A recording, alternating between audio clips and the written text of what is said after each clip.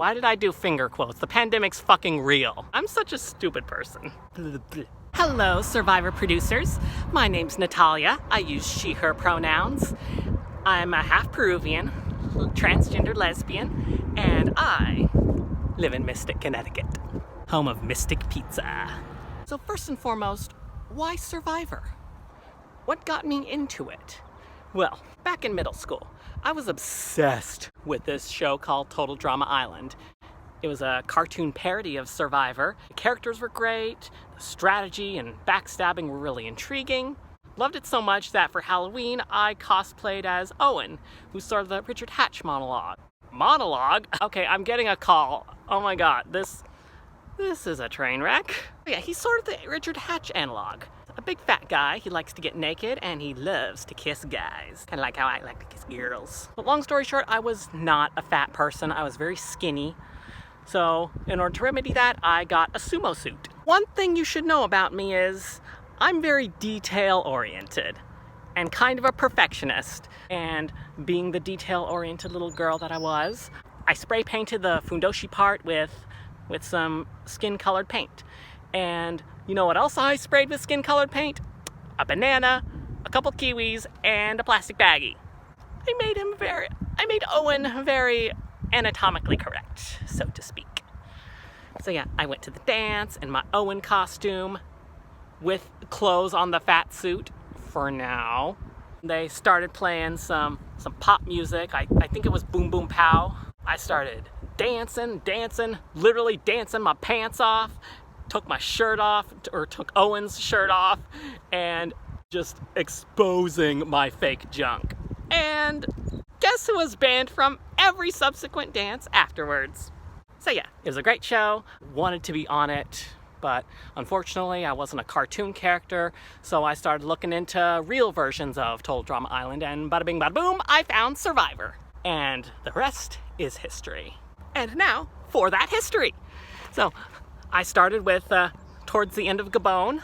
I enjoyed it. I loved seeing Bob around. I liked seeing Sugar be stupid. And then I watched Tocantins.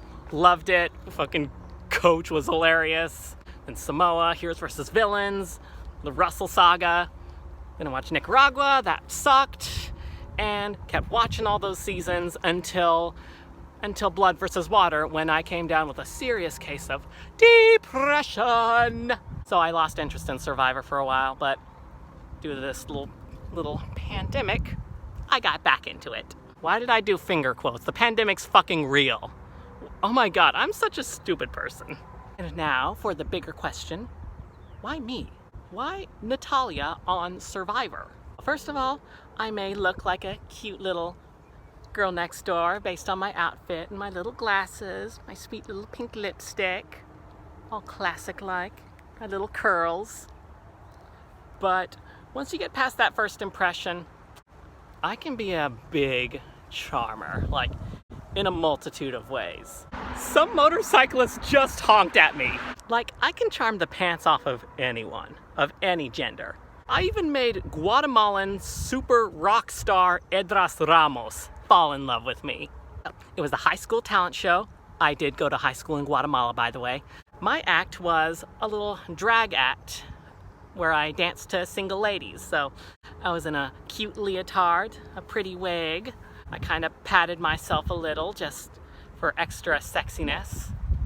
And because I wasn't on HRT at the time, I was backstage. I was sitting in the green room with Edras Ramos, who was invited to the school to be a little guest star in our talent show, and he started eyeballing me, like just bedroom-izing me.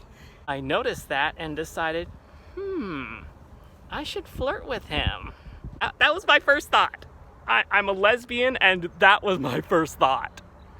So I got closer to him. I asked him, hey, how are you doing? I hope you break a leg. And that triggered a conversation where we talked about ourselves, and I shook my boobs, I showed my ass, and that guy was falling in love with me. Like he had those Disney prince eyes, like, she's so beautiful. Wait, how old is she?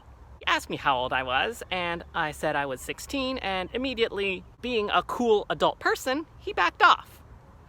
And that's how I almost got Edras Ramos canceled. By the way, I wasn't out of the closet at that time, so that was a huge rush of gender euphoria. So yeah, going into Survivor, my strong suit is definitely gonna be my social game. So second of all, I'm a natural born storyteller. Like, I majored in theater at USF. I've been telling little fiction stories since I was in kindergarten. And on top of all that, I don't think I've mentioned my career yet, but I'll mention it now. I'm a podcaster. I co-host / co-produce a storytime podcast called Love Adjacent, where my friends and I talk about relationships past, like failed relationships, ones who got away, all funny stuff like that. So yeah, my whole job is based around talking to people and charming them and telling them stories. And it's not just that.